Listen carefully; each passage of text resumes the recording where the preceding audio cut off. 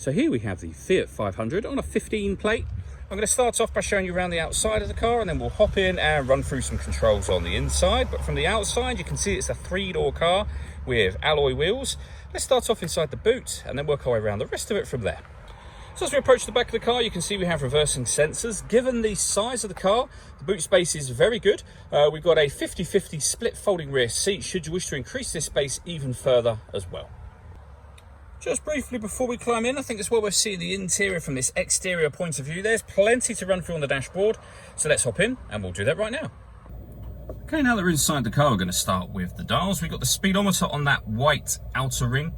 Within that, we then have the rev counter, and then the trip computer, which includes the fuel gauge, the coolant temperature gauge as well, and the total miles of the car, which you can see are exactly 21,900.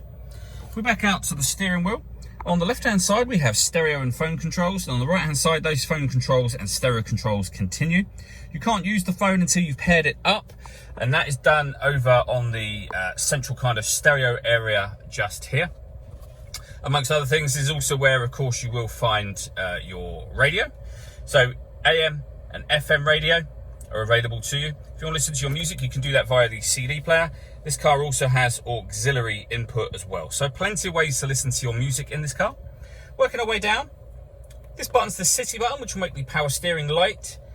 This one is the hazard warning lights, and then we have the front and rear fog lights, followed by air conditioning. So you can determine the temperature, the fan speed, up and down from here, where you'd like the air to be distributed once it enters the vehicle.